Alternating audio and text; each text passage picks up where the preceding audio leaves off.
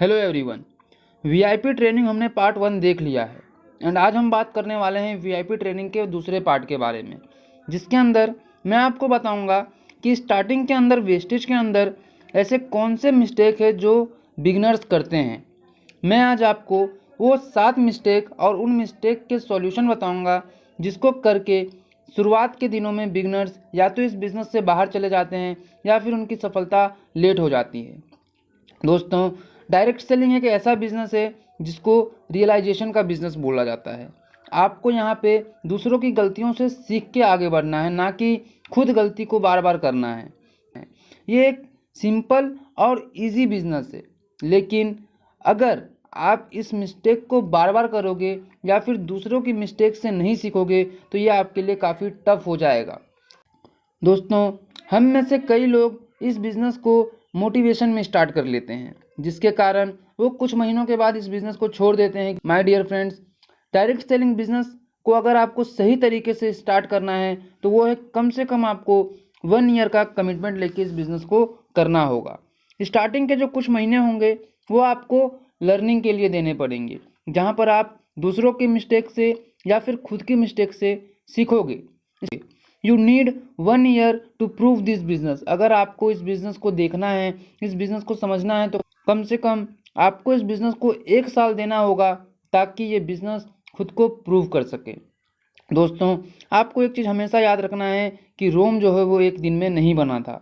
कोई भी अच्छी चीज़ एक दिन में नहीं बनती है, कोई भी अच्छी चीज़ एक महीने में नहीं बनती है, कोई भी अच्छी चीज़ बनने के लिए उसे सालों का समय लगता है। अगर आप अपने भविष्य को बेहतर बनाना चाहते हैं तो वो इस बिज़नेस से एक महीने में नहीं बनेगी, एक दिन में नहीं बनेगी, लेकिन एक दिन ज़रूर बनेगी। सो दोस्तों, क्या वो कारण है जिसके वजह से ऐसे लोग जो इस बिज़नेस में काफ़ी मोटिवेटेड होते हैं, जो स्टार्टिंग में ये कहते हैं कि मैं इस बिज़नेस में आग लगा दूंगा, बहुत अच्छे तरीके से मैं ग्रो करूंगा, जिनके पास स्टार्टिंग में तो बहुत बड़े बड़े सपने होते हैं लेकिन वो बहुत ही जल्द गिव अप कर देते हैं, जबकि वो सही तरीके से स्टार्ट भी नहीं किए होते हैं। जिसमें से पहला मिस्टेक है री इन्वेंटिंग द विल। कई बार इस प्रोफेशन में ऐसे लोग आते हैं जिनको किसी दूसरे फील्ड का सालों का एक्सपीरियंस होता है।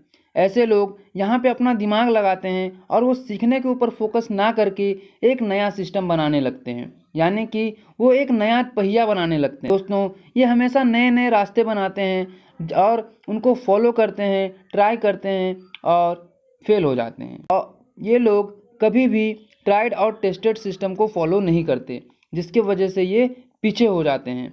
ये हमेशा सोचते हैं कि वो बहुत ज़्यादा स्मार्ट है एंड इस बिज़नेस को वो अपने दिमाग से अपना दिमाग लगा के करते हैं, क्योंकि वो सिस्टम को फॉलो नहीं। दोस्तों, आपको ये मिस्टेक नहीं करनी है। जो पहिया या जो सिस्टम वेस्टेज ने बना दिया है, आपको उस सिस्टम को फॉलो करना है, ना कि आपको अपना नया पहिया बनाना है। एक एग्जाम्पल के थ्रू आपको समझाना चाहूँगा। एक कार, अगर आप उसको सही तरीके से और तेज़ी से आगे बढ़ाना चाहते हो तो उसके लिए सर्कल शेप का ही पहिया अच्छा है। वहाँ पे अगर हम रेक्टेंगल शेप का या फिर ट्रायंगल शेप का पहिया लगा देंगे, व्हील लगा देंगे, तो वो कार उतनी तेज़ी से आगे नहीं बढ़ पाएगी और आपकी जो सफलता की स्पीड है वो कम हो जाएगी। तो कभी भी आपको नया सिस्टम अपने दिमाग से नहीं बनाना है, अपने वेस्टेज के द्वारा बनाए गए सिस्टम को फॉलो करना है, जिसको लाखों लोगों ने फॉलो करके कामयाबी पाई है। और अक्सर ये वही लोग करते हैं जो ये सोचते हैं कि मैं बहुत ज़्यादा स्मार्ट हूँ। अगर आप ये गलती अब तक कर रहे हो तो इस गलती से आप कैसे बच सकते हो। सबसे पहले मैं आपको बताना चाहूँगा कि आखिर क्या कारण है जो लोग वापस से एक नया सिस्टम बनाने की कोशिश करते हैं।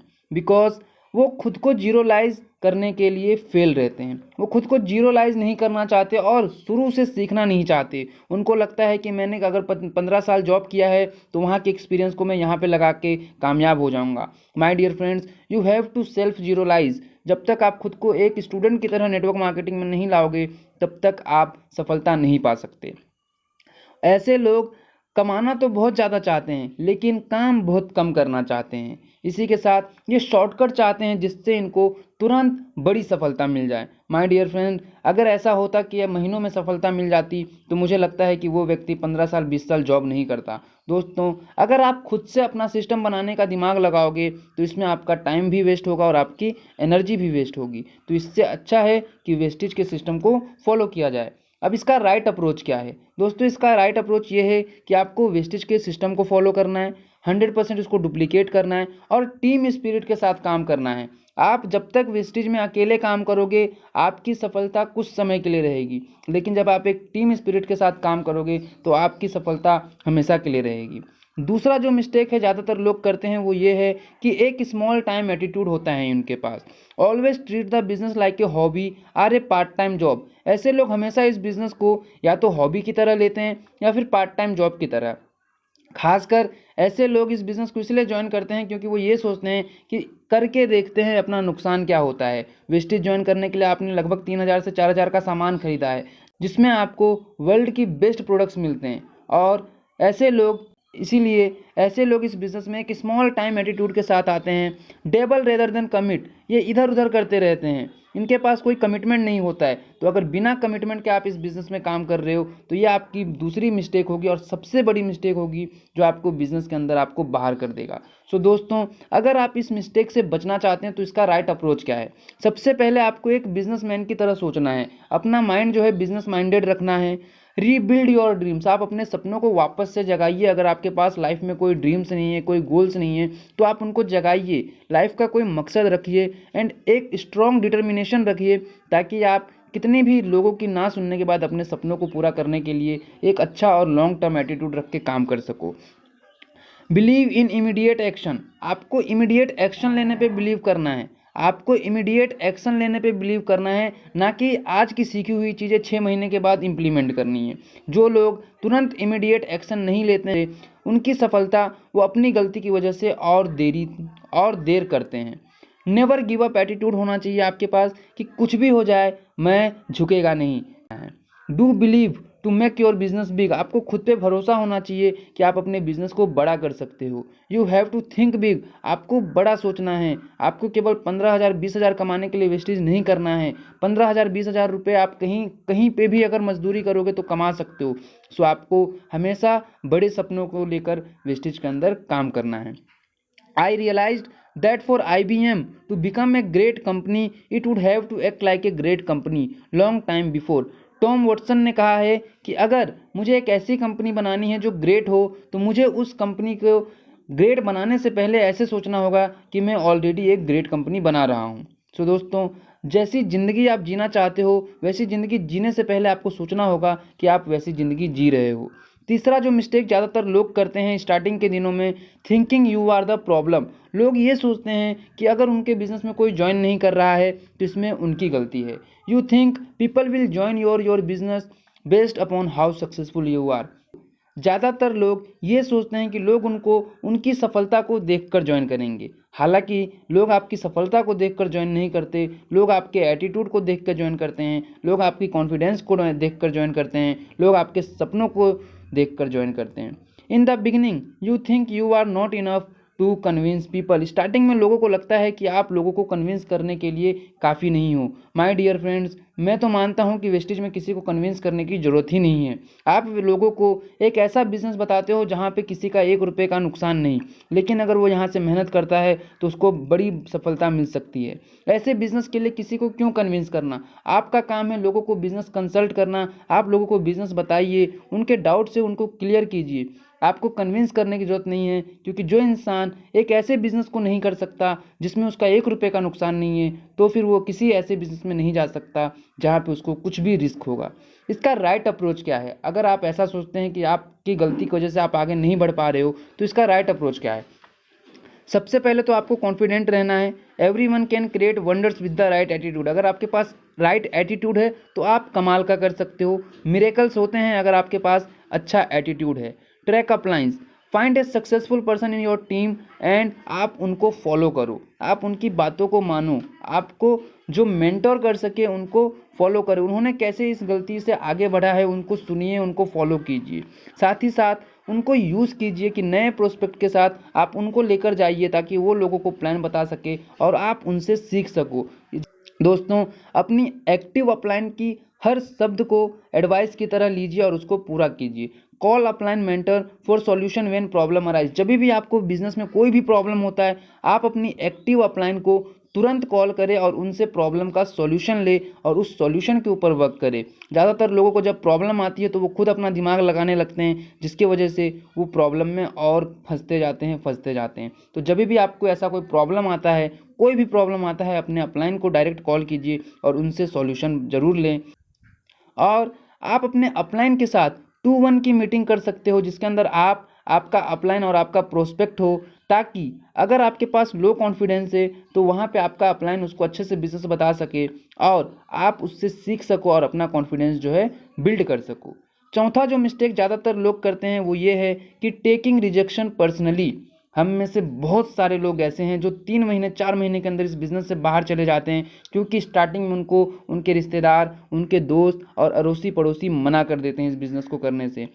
माय डियर फ्रेंड्स, सपने आपके हैं तो लोग मना भी आपको करेंगे। दोस्तों, मैं एक एग्जांपल के थ्रू आपको बताना चाहूँगा कि मान लेते हैं कोई ऐसा पर्सन है जिसने 10 लाख रुपए लगा के किसी साड़ी की दुकान खोली है, कपड़ों की दुकान खोली है। क्या उस दुकान में आने वाला हर कस्टमर वहाँ से साड़ी खरीदता है?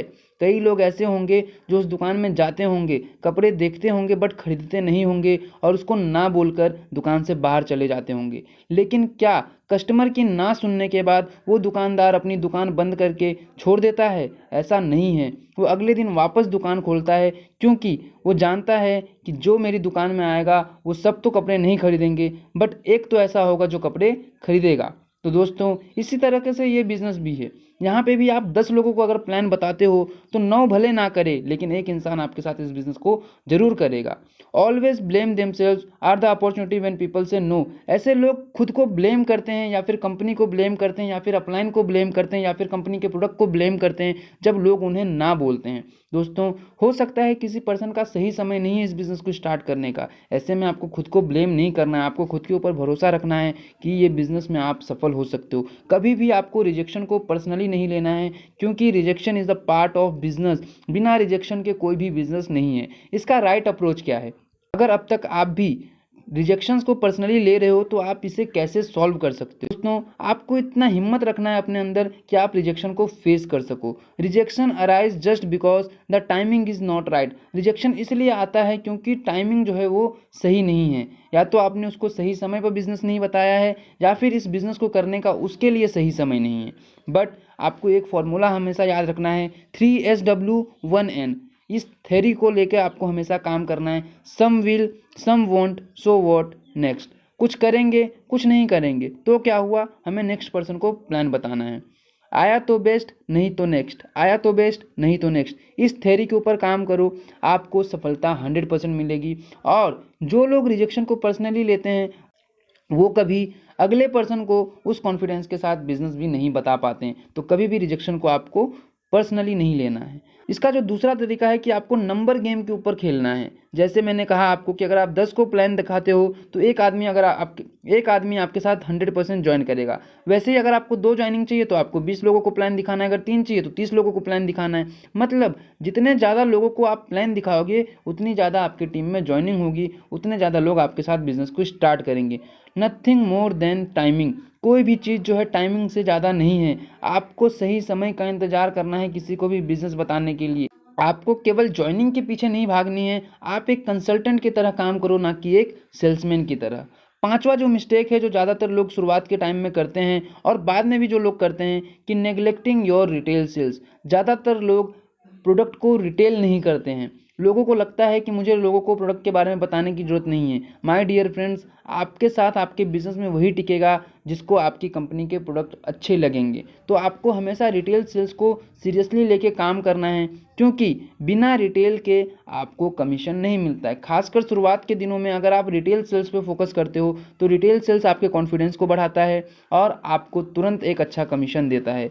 हम एक ऐसे बिजनेस में हैं जहाँ पे प्रोडक्ट बेस्ड बिजनेस कर रहे हैं हम लोग। यहाँ पे जब तक आपको प्रोडक्ट की नॉलेज नहीं होगी, जब तक आप प्रोडक्ट को रिटेल नहीं करोगे, तब तक आपको अपने प्रोडक्ट्स के ऊपर बिलीव नहीं बढ़ेगा। और सेलिंग जो प्रोडक्ट का रिटेलिंग करके आप एक अच्छा खासा इनकम जनरेट कर सकते हो जब आपके पास कोई भी टीम नहीं होती है। You need to lead by example, आपको एक एग्जाम्पल के थ्रू आगे बढ़ना है। अगर मैं भी आज इस बिज़नेस को कर रहा हूँ तो मैं भी रिटेलिंग के ऊपर फोकस करता हूँ, मैं भी प्रोडक्ट्स रिटेल करता हूँ। इसका राइट अप्रोच क्या है कि अगर आप इस गलती को कर रहे हो और अभी सिर्फ प्रोडक्ट यूज़ कर रहे हो, रिटेल पे फोकस नहीं करते हो, अगर आपने अभी तक किसी को प्रोडक्ट रिटेल नहीं किया या उसके बारे में नहीं बताया है, तो आपको सबसे पहला काम करना है स्टार्टिंग के कुछ महीनों में make efforts personally to build retail sales. आपको खुद एफर्ट डालना है कि आप रिटेल सेल्स जो है बिल्ड कर सको। आपको 2 ऑब्जेक्टिव्स पे काम करना है, prepare yourself to teach, आपको खुद को इतना काबिल बनाना है कि आप लोगों को प्रोडक्ट के बारे में बता सको। एंड रिटेल सेल्स जो है आपको एक इमीडिएट इनकम प्रोवाइड करता है जिसकी वजह से लोगों का ट्रस्ट और बढ़ता है। इसी के साथ मैं आपको बता दूं, as you grow more successful, अगर आप जैसे धीरे धीरे जब आपकी टीम बनने लगती है तो आप अपने रिटेल सेल्स को कम कर सकते हो, क्योंकि वहाँ पे आपको अपनी टीम के ऊपर भी फोकस करना पड़ता है। तो आपको उस टीम को गाइड करना होता है, उनको हेल्प करना होता है, उनको सपोर्ट करना होता है, और यहाँ पे आपको और भी ओवर राइडिंग कमीशन मिलते हैं, और आपका जो ज़्यादातर जो समय है आपकी नेटवर्क की ग्रोथ पे जाता है। छठा जो मिस्टेक है जो ज़्यादातर लोग करते हैं, listening to the dream stealers. सबसे बड़ी गलती जो नेटवर्कर करता है शुरुआत के दिनों में, वो सपने चुराने वाले लोगों की सुन लेता है। दोस्तों, ऑब्जेक्शन जो उनके प्यारे लोगों से मिलते हैं, जो उनके रिश्तेदारों से मिलते हैं, जो उनके कलीग्स से मिलता है, जो उनके फ्रेंड से मिलता है, ये वो लोग हैं जिनकी एक ऑब्जेक्शन आपको इस बिज़नेस से बाहर कर देती है, जो आपको अपने सपनों से दूर कर देती है, और ये लोग आपके सपनों को आपसे चुरा लेते हैं, जबकि आपने उस समय में वेस्टेज को या फिर अपने बिज़नेस को सही तरीके से स्टार्ट भी नहीं किया होता है। अगर आप ऐसे लोगों की बातों में आते हो तो इससे नुकसान आपका है, सपने आपके टूटेंगे। मैं कहता हूँ जब भी आपको वेस्टेज के बारे में कोई नेगेटिव करता है, आप उससे सिर्फ एक सवाल पूछिए कि इस बिज़नेस को करने का मेरा नुकसान क्या है, और अगर वो एक नुकसान आपको बता दे जो सच में हो तो आप इस बिज़नेस को छोड़ सकते हो। My dear friends, wastage business को करने का एक नुकसान नहीं है। आपको वही काम यहाँ पे करना है जो आज से पहले आप करते थे, बट उसको सिस्टम में करना है। राइट अप्रोच क्या है? Shut your ears to the dream stealers, आपको अपने कानों को बंद कर लेना है सपने चुराने वाले लोगों की बातों को सुनने से। You should never engage in a discussion with other people about direct selling until you are fully trained, confident and ready. आपको कभी भी ऐसे डिस्कशन के बीच में नहीं जाना है जहाँ पे डायरेक्ट सेलिंग के बारे में बात हो रही है, तब तक जब तक आप पूरी तरह से ट्रेन नहीं हो, कॉन्फिडेंट नहीं हो और रेडी नहीं हो। यानी कि जब तक आपके पास डायरेक्ट सेलिंग की नॉलेज नहीं है तब तक आपको किसी से भी आर्गूमेंट नहीं करना है और डिस्कशन में इंगेज नहीं होना है, क्योंकि ये लोग किसी कंपनी का एग्जांपल देके, कुछ लोगों का एग्जांपल देके जिन्होंने हार मान ली है, आपके सपनों से आपको दूर करने की पूरी कोशिश करेंगे, और इसमें ज़्यादातर हमारे दोस्त, रिश्तेदार और अड़ोसी पड़ोसी ही होते हैं। इसी के साथ मैं आपको बता दूं, give the business a chance to prove itself. आपको इस बिजनेस को चांस देना है कि ये आपको बिजनेस ये खुद को प्रूव कर सके। Direct selling time has come, आज का समय जो है डायरेक्ट सेलिंग का है, क्योंकि लोगों के पास जॉब नहीं है, लोग सालों मेहनत करने के बाद भी जॉब नहीं मिल रही है लोगों को। ऐसे में लोगों को एक ऐसा रास्ता चाहिए जहाँ पे उनको इन्वेस्टमेंट ना करना पड़े, जहाँ पे उनको सिखाने वाला कोई हो, जहाँ पे उनको बताने वाला कोई हो, ताकि वो लाइफ में ग्रो कर सकें। एंड डायरेक्ट सेलिंग इंडस्ट्री आपको ये सब देती है, बस आपको सीखने के लिए तैयार रहना है। There is nothing any of us can do to change the course of history or the future. अगर आपको सफल होना है तो सबसे पहले आपको अपने सपनों को चुराने वाले लोगों से अपने कानों को बंद करना होगा। और सातवीं जो मिस्टेक हम में से ज़्यादातर लोग करते हैं, अब्यूजिंग योर स्पॉन्सर, यानी कि जो आपको इस बिज़नेस में लाता है आप उसके बारे में गलत बोलते हो। Always throwing endless complaint and emotional demands at your sponsor. आप अपने अपलाइन के लिए हमेशा ऐसे कंप्लेंट क्रिएट करते हो, इमोशनल डिमांड करते हो कि भाई आपने मुझे ज्वाइन कराया, आप मेरे नीचे कुछ लोगों की ज्वाइनिंग करवा दीजिए। Sir, taking things for granted, आप अपने चीज़ों को ग्रांटेड ले लेते हो।